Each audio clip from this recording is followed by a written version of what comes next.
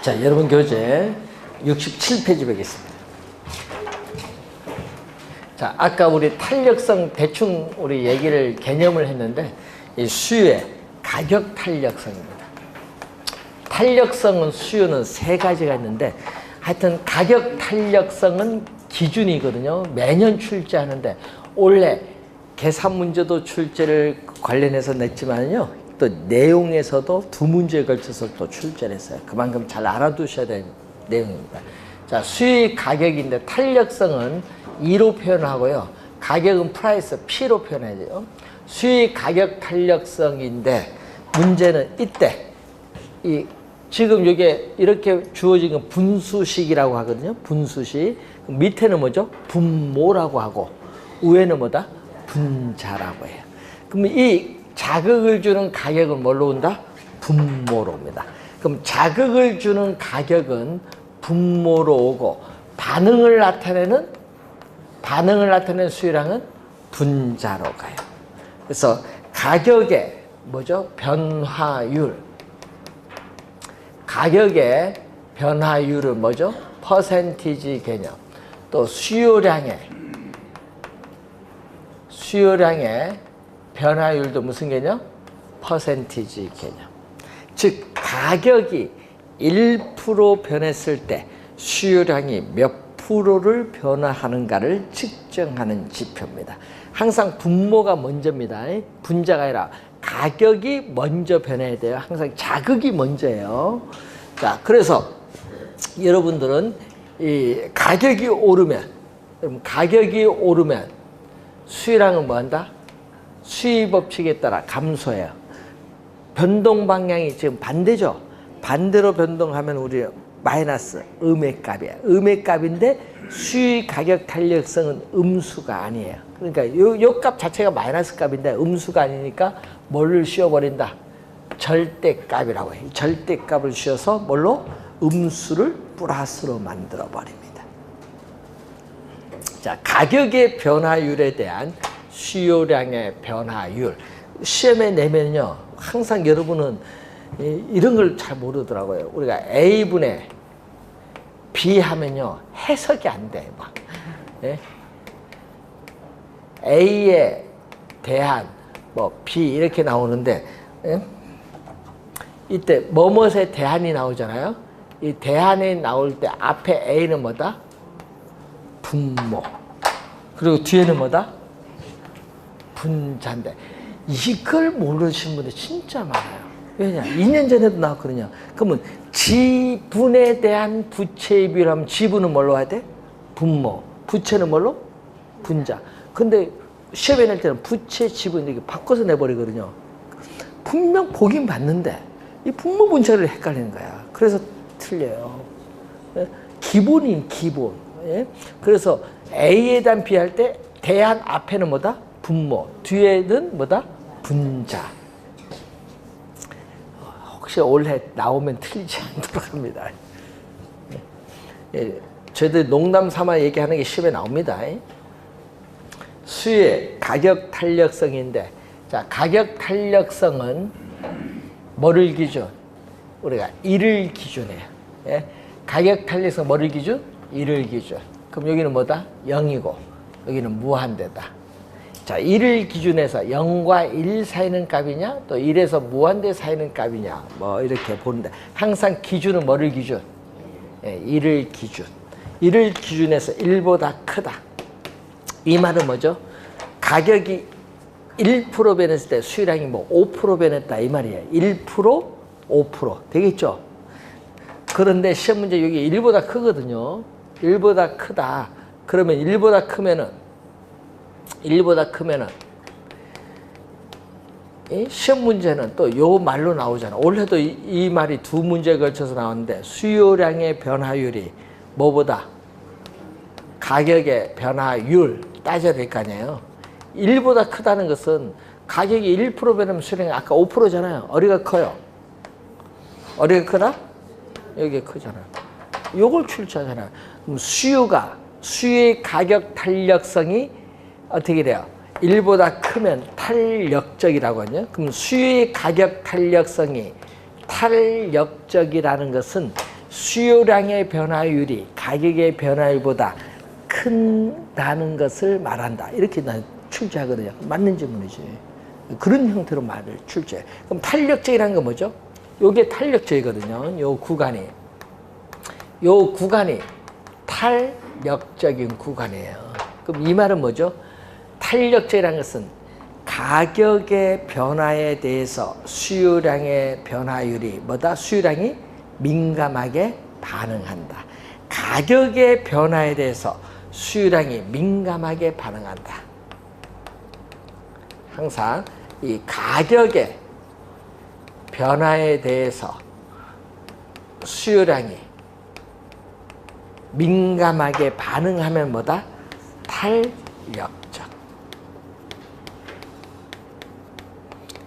이때 가격은 뭐죠? 자극. 수요량은 뭐다? 반응. 가격의 변화에 대해서 수요량이 민감하게 반응하면은 탄력적이라고 해요. 탄력적. 그럼 탄력적일 때 그래프는 어떻게 돼요?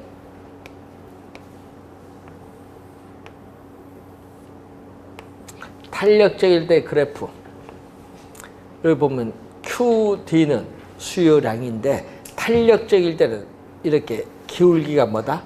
완만하다. 기울기가 완만할 때를 탄력적이다. 자, 한번 볼까요? 자, 지금 이 가격에서 수요량은 이렇게 요 A점에서 주어졌어요. 자, 그런데 가격이 하락을 합니다. 자, 가격이 하락을 이렇게 약간 했는데 탄력적은 뭐죠? 탄력적은 가격의 변화에 대해서 수요량이 민감하게 반응해서 수요량은 이렇게 대폭 증가했어요. 가격은 약간 변했는데 수요량은 대폭 변했다. 이게 탄력적이에요. 가격의 변화에 대해서 수요량이 민감하게 반응하는 이 경우를 뭐다? 탄력적인데 수요 곡선의 기울기가 뭐다? 완만한 형태다. 완만한 형태. 자, 그럼 반대로 이제 1을 기준 했잖아요. 그럼 1을 기준으로 0과 1 사이에 있을 때를 뭐라고 하죠? 비탄력적이야. 수의 가격 탄력성이 0과 뭐 사이? 1 사이에 있다. 이 사이에 있을 때는 수요량의 변화, 요 값이 뭐보다? 1보다 작다. 그러면 수요량의 변화율, 가격의 변화를 봤더니 어디가 크다? 가격의 변화율이 큰 경우예요. 자, 이런 경우를 우리는 뭐라고 하냐? 비탄력적. 비탄력적은 아까 요 우회와 반대죠? 비탄력적은 가격의 변화에 대해서 수요량이 민감하게 반응하지 않는다. 민감하게 반응하지 않는 경우를 비탄력적인데, 그럼 비탄력적은 수요 곡선의 기울기가 이렇게 뭐다?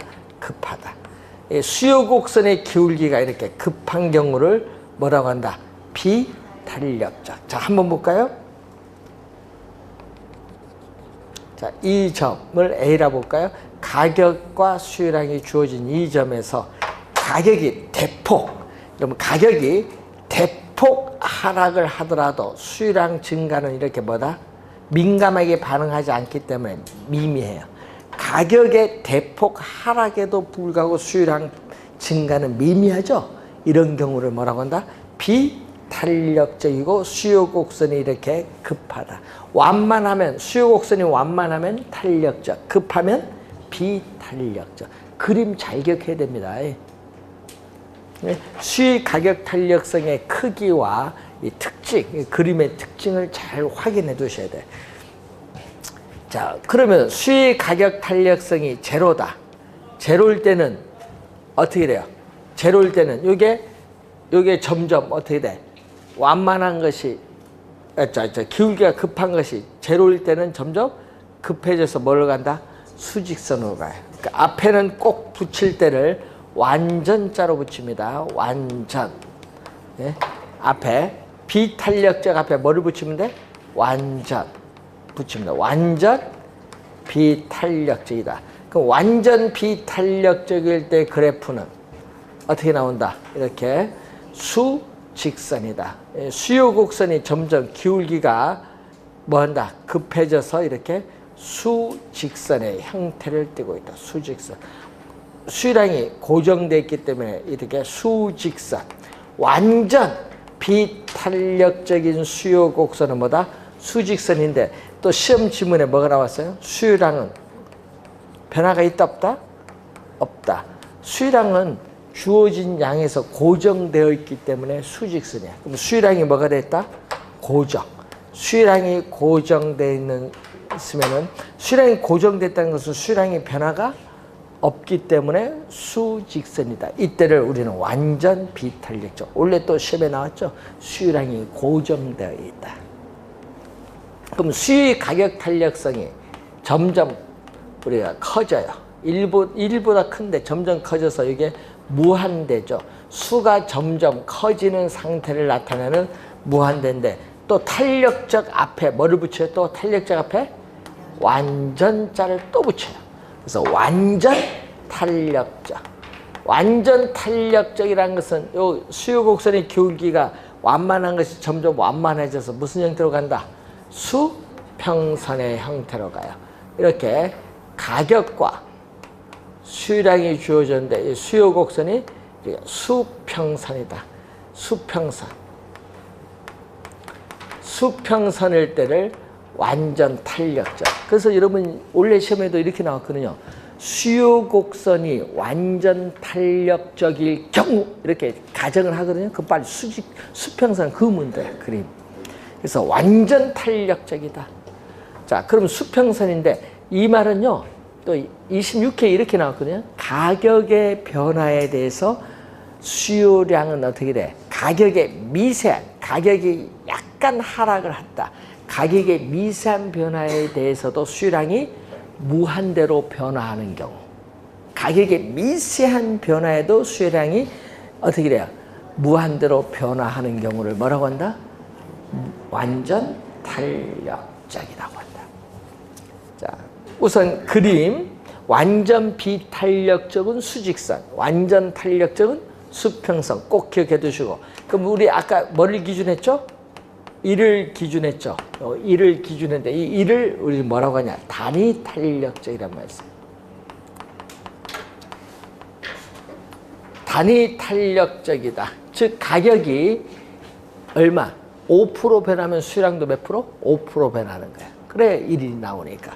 이런 경우를 우리는 수의 가격 탄력성을 보면은 수의 가격 탄력성을 보면 이렇게 뭐죠? 원점. 이렇게 원점에 대해서 대칭인 직각 쌍곡선이다. 원점에 대해서 대칭인 직각 쌍곡선의 형태가 무슨 거죠? 단위 탄력적. 자, 그 수의 탄력성의 크기, 그 특징들을 우선 확인을 해야 되는데, 그래서 67페이지와 8페이지 위에 그 내용을 보시면서 확인을 해 두시면 되겠죠.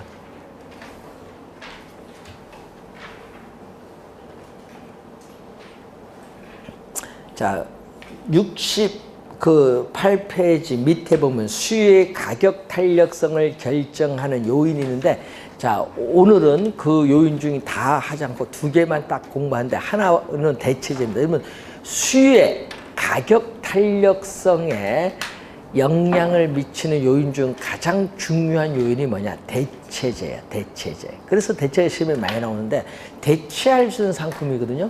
자, 여러분 대체할 수 있는 상품, 대체제가 없으면요, 여러분 상품을 소비해요. 불만이 진짜 많아요. 그래도 어제 욕을 하면서 소비를 해요. 왜? 다른 상품으로 이동 못 하니까. 대체제가 없으면. 근데 대체제가 있으면 어떻게 돼요? 예? 불만 있으면은, 예? 욕을 실컷 하고 이쪽으로 이동을 해요. 예? 상품 소비에 있어서.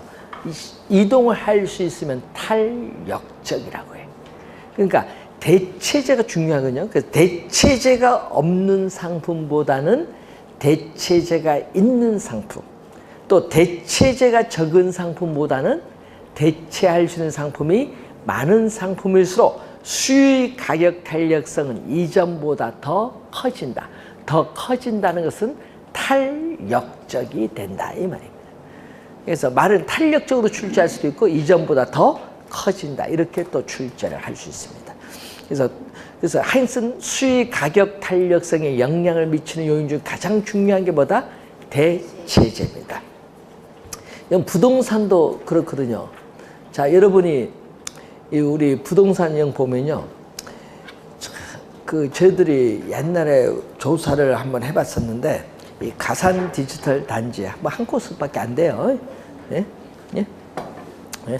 한 코스밖에 안 되는데, 이제 보면요. 가산 디지털 단지하고 여기 와서 살펴보고 여러분 한번 디지털 단지에서 한번 주변에 보세요.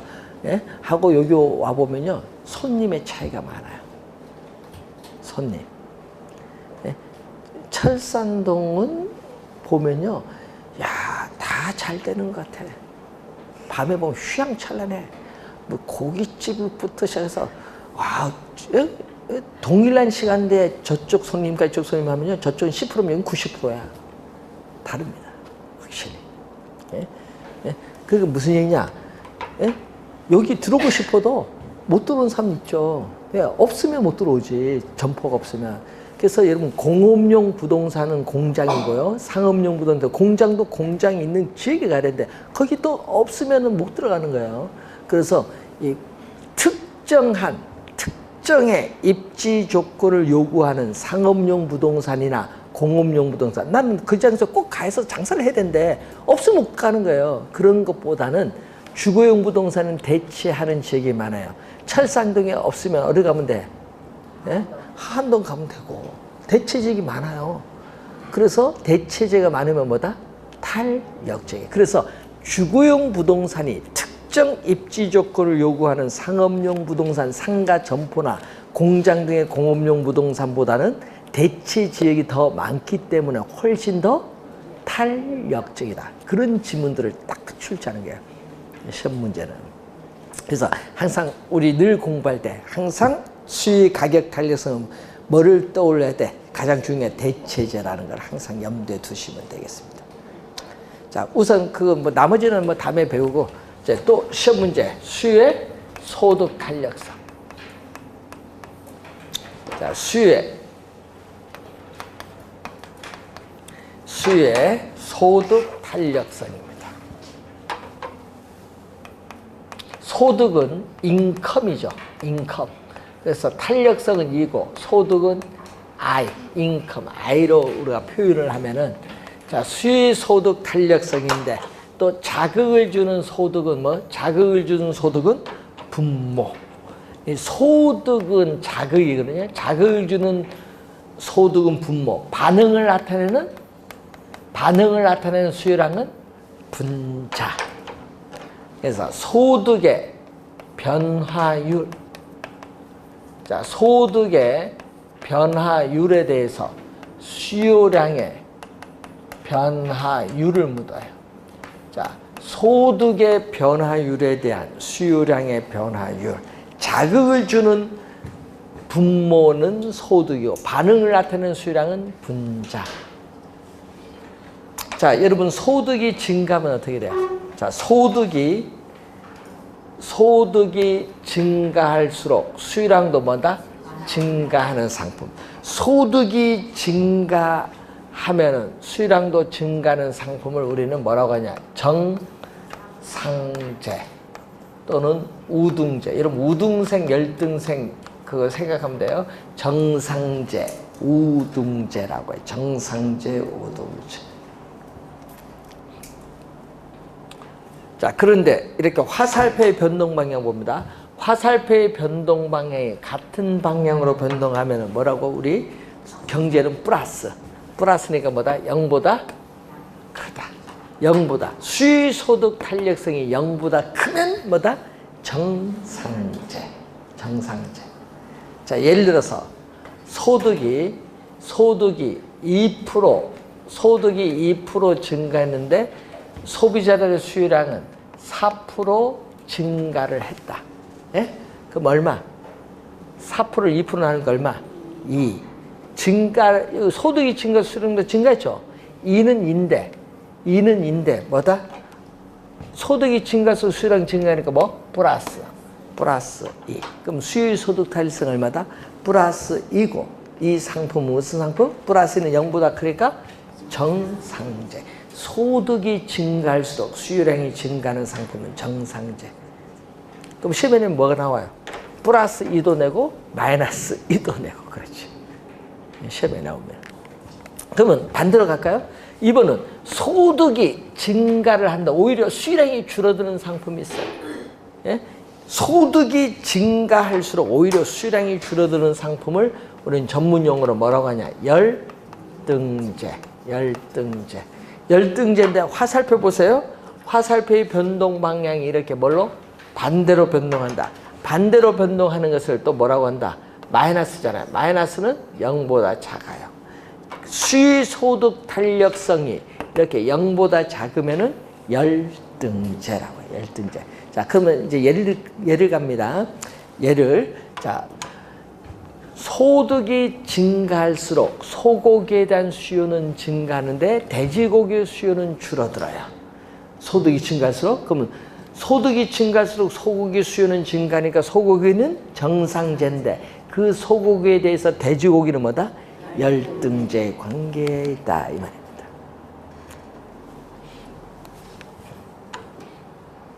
자, 그걸 염두에 두시고, 그럼 제로일 때는 뭐죠? 제로일 때는 소득이 증가도 분자가 제로예요. 수요량의 변화율이 제로, 없다. 수요량의 변화가 없다. 소득이 증가해도 수요량의 변화가 없는 상품, 대표적으로 소금, 간장 등을 의미한다. 이런 것을 우리는 중간제 또는 중립제, 중간제 또는 중립제.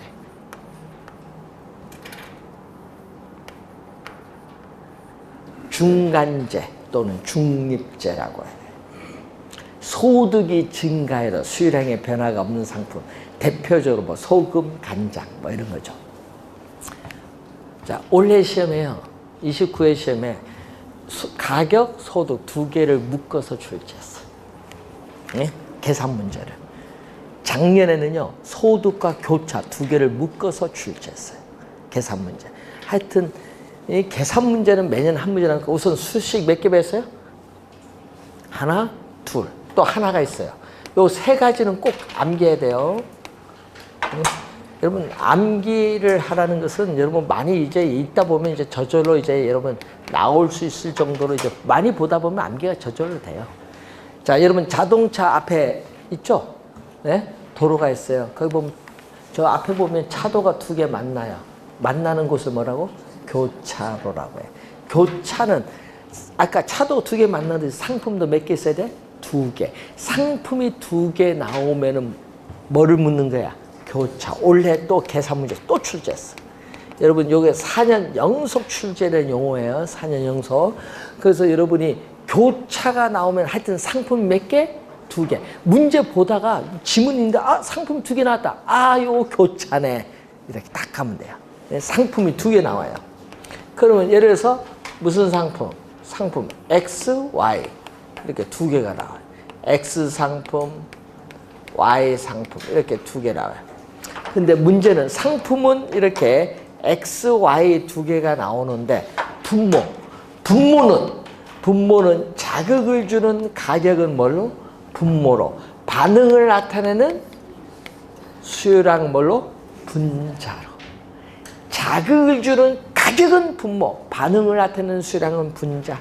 그래서 X 상품의 가격의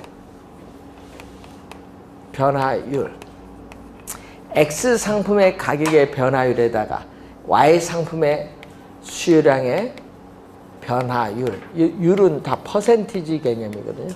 이게 수요의 교차 탄력성.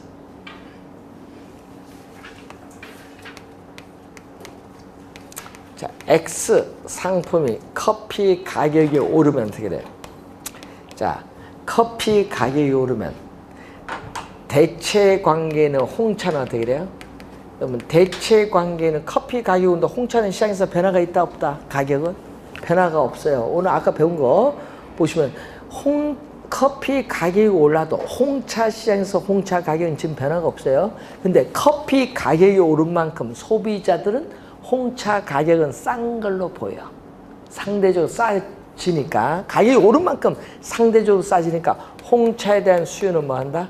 증가를 해. 비싼 커피 소비를 줄이면서 상대적으로 싼 홍차 소비를 더 많이 한다는 얘기예요. 홍차 수요가 증가를 해요. 이렇게 화살표가 이렇게 같은 방향으로 변동하면 뭐다? 플러스. 플러스는 0보다 큰데 이때 커피, 홍차는 서로 대체 관계에 있는 상품. 대체제. 자, 정상제, 열등제는 수요의 소득 탄력성과 관련이 있고요. 대체제, 보완제는 수요의 교차 탄력성과 관련이 있다. 자, 그러면은 자, 커피 가격이 올라요. 커피 가격이 오르면 또 어떻게 돼요? 수요 법칙에 따라 커피 수량은 감소해. 커피 수량 감소하는데 같이 넣어 마시는 뭐도 프림에 대한 수요도 뭐한다? 감소해. 커피 수량이 줄어드니까 같이 넣어 마시는 프림 수요도 줄어들어요. 이때 커피, 프림은 서로 어떤 관계? 보완제. 커피, 프림은 서로 보완 관계에 있는 상품. 왜? 두 상품을 같이 이용해 소비자의 만족이 높아지는 상품 보완제. 그럼 보완제인데 문제는 화살표가 어떻게 될게? 변동 방향이 반대로 변동하면 뭐다? 마이너스. 마이너스가 0보다 작죠? 0보다 작으면 무슨 상품? 보완제. 올해 출제했어요. 올해 이렇게 나왔거든요. X 상품의 가격이 5% 뭐 했다? 상승을 했는데 어떻게 돼? Y 상품의 수요량이 어떻게 4% 줄어들었다. 이렇게 주었어요. A라는 상품의 가격이 5% 올랐을 때 B라는 상품의 수요량이 4% 감소했다. 원래 그렇게 출제했어요. 그러면 화살표가 뭐 지금? 반대니까 화살표가 반대면 얼마? 화살표가 반대면 마이너스. 화살표가 반대면 마이너스. 마이너스고 5분의 4니까 얼마? 0.8. 마이너스 0.8은 0보다 작죠? 무슨 상품? 0보다 작으니까 보완제. 원래 정답. 보완제 묻었어요.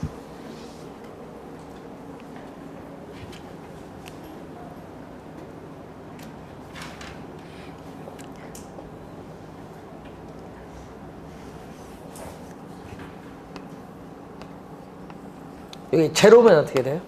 제로. 자, X 상품의 가격이 어떻게 돼? 오르다. 그럼 커피 가격이 올라도 자동차 수요량은 변화가 없다. 그럼 커피, 자동차랑 관련이 없는 각각 무슨 상품? 독립적인 상품. 독립적. 커피 가격이 올라도 자동차의 수요량은 변화가 없다. 그럼 커피와 자동차는 서로 어떤 관계? 독립 관계에 있는 상품.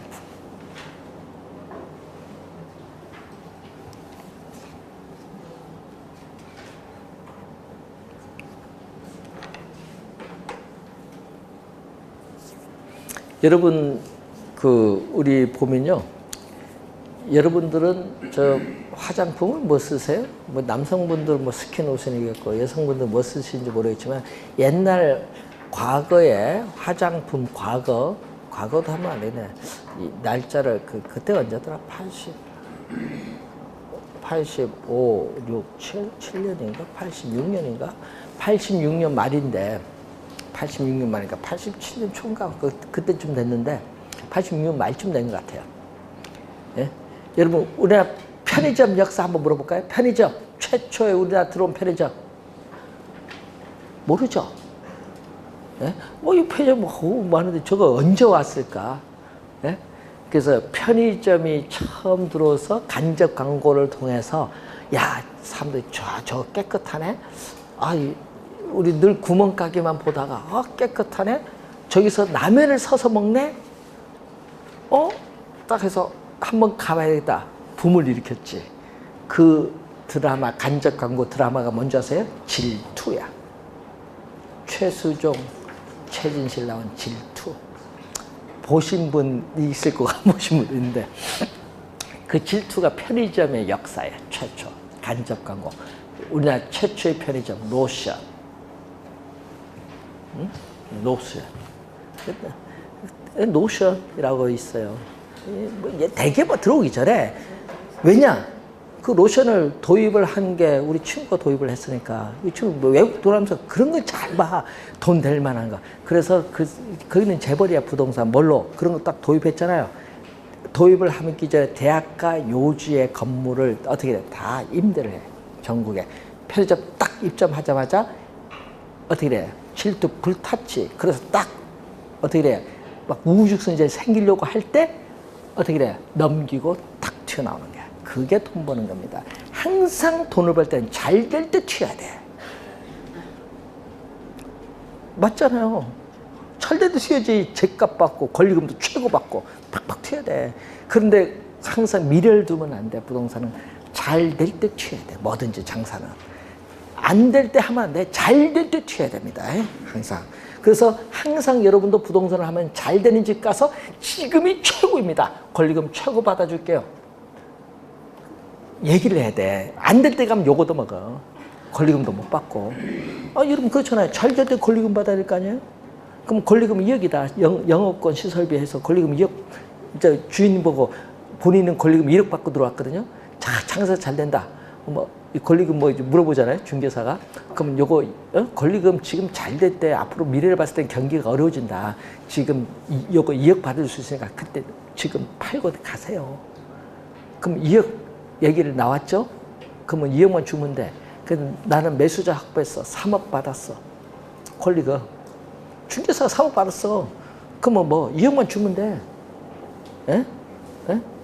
주인한테 2억 주고 1억은 내 거야.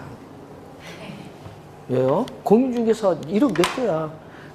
그런데 나중에 알았어. 매도자가. 예? 알았어. 왜 3억 받았는데 나한테 2억만 주냐? 당신 2억, 근데 나는 컨설팅이다.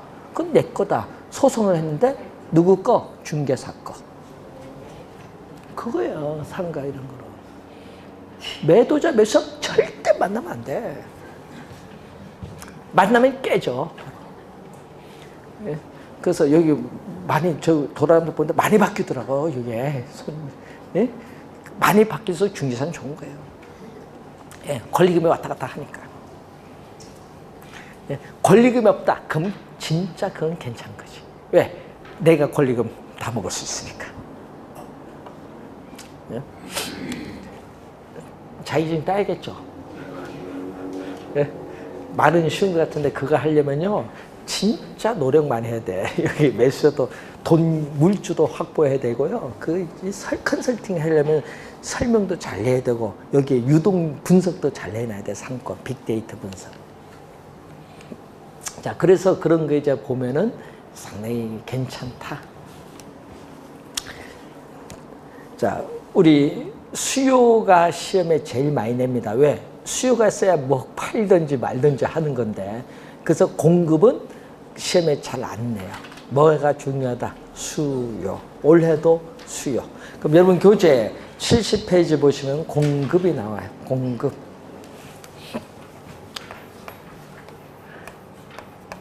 공급의 가격, 탄력성인데 또 자극을 주는 가격은 뭘로? 분모. 네, 자극을 주는 가격은 분모. 반응을 나타내는 공급량은 뭐다? 분자로. 가격의 변화율. 가격이 1% 변했을 때, 공급량이 몇 프로 변화하는가를 측정하는 지표를 뭐라고 한다? 공급의 가격 탄력성. 그런데 문제는 가격이 오르면 공급량도 뭐예요? 증가하죠. 공급의 법칙에 따라. 그럼 화살표가 뭐죠? 같은 방향으로 변하는 게 이 자체가 플러스죠? 플러스니까 절대값을 씌울 필요는 없다. 자체가 플러스 값이니까. 자, 그럼 공급의 가격 탄력성을 보는데, 자, 또 뭐를 기준? 우리 수요와 마찬가지. 1을 기준해서 1보다 크면 되게 돼. 공급의 가격 탄력성이 1보다 크면 수요와 똑같아요. 뭐다? 탄력적. 탄력적은 또 저기 적혀있잖아. 가격의 변화에 대해서 공급량이 민감하게 반응한다. 가격의 변화에 대해서 공급량이 민감하게 반응하는데 그래프도 저기 왼쪽 수요를 보면 돼요. 공급량은 QS로 표현하는데 공급 곡선의 기울기가 어떻게 돼요? 수요도 완만하잖아요. 공급도 뭐 이렇게 완만하면 뭐다? 탄력적. 자, 그럼 또 공급의 가격 탄력성이 0과 1 사이였을 때는 또 가격의 변화에 대해서 공급량이 민감하게 반응하지 않는다. 이런 경우를 뭐라고 한다? 비탄력적. 그러면은 원래 시험에 여기 냈거든요. 여기 1보다 작으면은 요거잖아요. 그럼 공급량의 변화율보다 뭐가 더 커? 가격의 변화율이 더 큰 거죠? 원래 출제를 한 거예요. 예? 그러니까 이런 것을 잘 확인해야 돼요. 1보다 0과 1 살 땐 비탄력적일 때는 공급 곡선은 어떻게 돼? 수요와 마찬가지로 공급 곡선의 기울기는 뭐다? 이렇게 급하다. 공급 곡선의 기울기가 급하면 비탄력적, 완만하면 탄력적. 자, 원래 또 출제했어요. 자, 공급의 가격 탄력성이 제로다. 제로일 때는 또 앞에 뭐를 붙인다? 완전자를 붙여. 원래 출제했거든요. 또 완전 비탄력적이야. 그럼 기울기가 급한 것이 계속 급해서 뭐가 돼요? 급한 것이 계속 급해서 이렇게 공급 곡선이 뭐가 된다? 수직선. 공급 곡선이 공급량이 고정돼서 공급 곡선이 수직선의 형태를 떼들을 완전 비탄력적.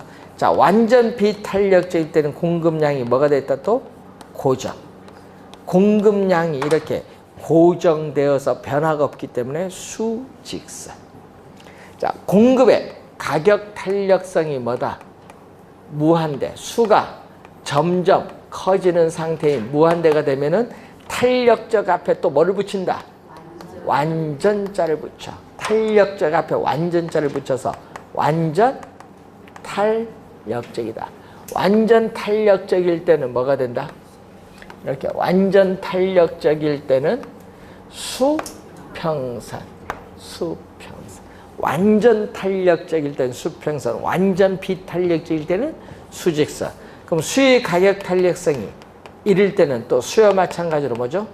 단위 탄력적인데 이 단위 탄력적일 때는 이렇게 나와요. 원점, 요 원점이죠. 원점을 지나는 직선이에요. 네, 수요와는 다릅니다. 수요는 직각쌍곡선, 원점에 대해서 대칭인 직각쌍곡선이지만은 이렇게 원점을 지나는 직선의 형태가 나오면 뭐다? 단위 탄력적.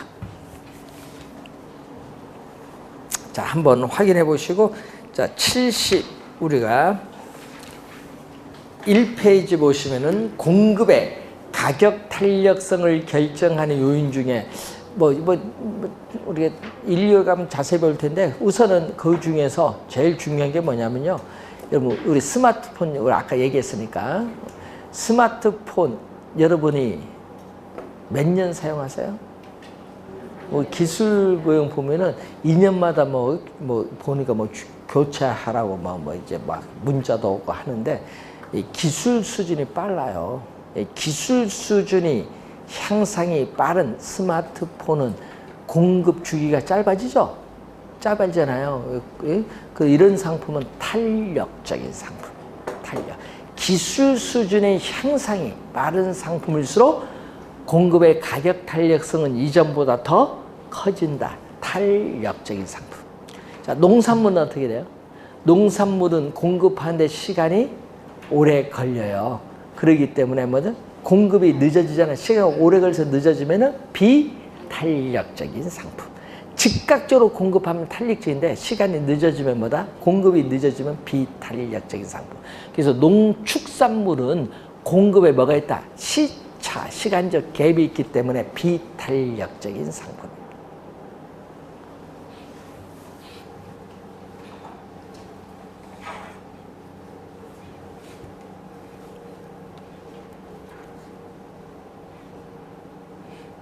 자, 그래서 근데 우리나라 어떤 분이 옛날에 컨설팅 할 때 그분이요, 이제 치과 의사신데, 예? 예, 저 어디죠? 건대학 그 부근에서 이제 하신데, 예, 예, 연세대 박사학위까지 받으신 분이거든요. 예, 받으셨는데 그분이 후회하는 게 있어. 그게 이게 사람 말을 잘 들어야 돼. 예? 딱 했는데 아니, 무슨 석사 박사 하냐 빨리 돈이나 벌고 빨리 뭐 하시죠 이렇게 했더만 자기는 학문이 무슨 뭐 학문이 뭐 따져. 그래서 예? 그래서 그분은 열심히 해서 박사까지 받고 뭐 한데 이제 와이프님께서 뭐를 하냐, 예? 고기를 너무 좋아하셔서 나는 우리 예? 한국은 사기치다 호주로 이민 갑시다. 이민 간데 우리나라 사고방식 하면 안 되거든요. 호주 가면은 우리나라 의사 하면은 뭐 한데 호주는요 계급 등급이요 의사는요 밑에 있어요. 안 받아줘요 이미. 뭐 연봉이 그 필요 없어. 의사는 안 받아줘. 왜? 우리도 많아. 왜 와? 거기 호주 이런 데 이민 가려면요 그런 사람 안 받아줘. 누구 받아준 줄 아세요? 예? 청소부 받아줘. 쓰레기 청소, 환경미화 받아주고요. 조경 있죠? 그거 받아줘. 우선적으로. 왜?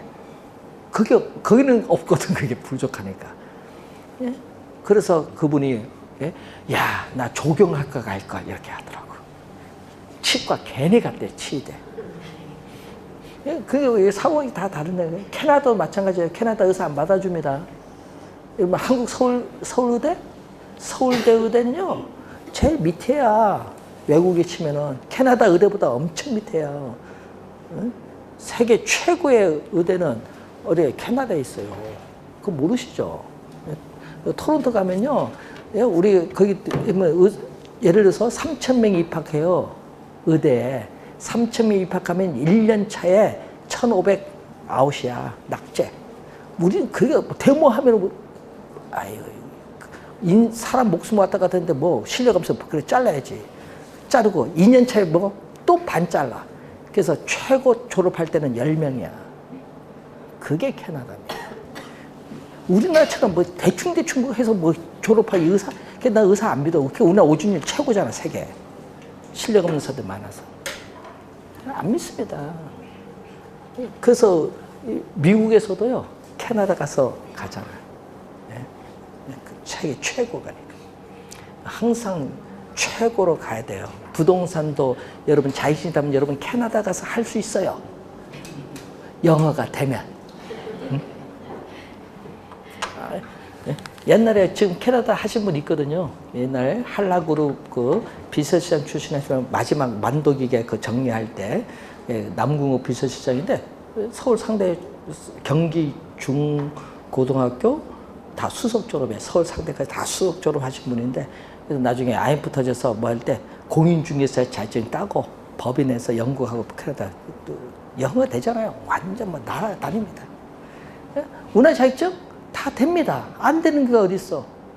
안 되면 되게 해야지. 영어가 돼. 그러니까 이 글로벌이라는 게 중요한 거예요. 다 됩니다. 외국 법인. 예? 베트남 워낙 법인 부동산 나와 있어요. 예? 다 됩니다. 안 되는 게 없어요. 그 여러분 너무 좁게 봐서 그렇지. 어학이라는 게 그래서 중요한 거예요. 기본 영어는 돼야 돼. 중국은 할 필요 없어. 중국은 안 돼. 예? 영어만 되면 다 됩니다. 전 세계. 그래서 그 분이 이제 나중에 하는 말이 있어요. 근데 그분은 공부할 때 다 머리 좋잖아요. 경기 중고등학교 서울대가 다 수석 입학, 수석 졸업했는데 문제는 공인중개사에서 자기가 최초의 인생의 좌절을 받잖아요. 공인중개사 시험 11회 합격자입니다. 그분이 11회인데 문제는 그분이 나중에 그 얘기를 해요. 야, 내 머리가 이렇게 돌머리인 줄 처음 알았대. 감사실 앉아서 계속 이거 보는데 나중에 만덕이에 감사실 앉을 때 책 10번 봤대요. 10번. 그래도 들어오는 게 없대. 잊어버린대. 야, 내 머리가 좋은 줄 알았더니만 나이 들었더니 공부 못한 사람 똑같다. 그래서 자기 인생 처음 개론 37.5점을 맞아봤대. 늘 100점 맞던 사람이 37.5점. 60점이 어렵구나. 거기서 느껴서요. 그래서 이제 특강 할 때 한번 오셔서 그 친해서 이제 가끔 이제 얘기하면서 하는 게 공부는요, 젊을 때 해야 돼요. 그 1등 필요 없어. 나중에 되니까 다 머리가 녹슬어. 기억이 쇠퇴해요. 25살 넘어가면. 그래서 여러분 공부 지금 대단하신 겁니다. 그리고 머리가 아프신다. 그러면 여러분들은 뭐 한다? 기억을 좀 하려고 하는 거야. 예, 손해가 깨지거든요. 기억 중추가 손해입니다. 그러니까 머리 아프면요, 여러분 공부하면서 기억하려고 하니까 손해가 열리는 거예요. 다쳤던 게. 그러면 여러분 공부하면은 여러분은 돈 벌었어요. 우선 치매는 10년 예방입니다. 그러니까 이제 공부하는데 처음에 잊어버린다고 하지 마시고 어느 정도 하다 보면요, 계속 반복하시다 보면은 머리가 아파요. 그러면은 기억이 깨지는 거예요. 이제 여기에 손해가. 그러면 막 아프서 여러분 뭐 두통이 막 나온다 해서 병원에 가시면은 물어보시는 게 있어요. 여러분 나이 때 가시면은 혹시 공인중개사 공부하시니까 물어요. 정상적으로 이게 아픈 게 아니라 그것 때문에 오는 건데. 네, 그러니까 병원 가시지 마시고, 아, 여기 손해가 열리면서 머리가 좀 아프다. 이렇게 하시는 거예요. 네, 그러면은 괜찮은 거예요. 그러다가 이제 그 다음 단계가 뭐냐? 꿈속에서 민법 조문이 나오는 거예요. 그럼 합격이야. 개론은 안 나오던데, 꿈속에. 민법 조문이 나온대. 예? 예? 그래서 하여튼 공법도 안 나오는데, 하여튼 왜 민법 조문이 나오는지 나는 이해는 못하겠지만, 민법 조문이 나온대. 그래서 여러분도 그 단계 정도 가려면 한 3월 넘어가야 돼요. 반복을 좀 하시고, 그러면 됩니다. 자, 잠시 쉬고 균형 보겠습니다.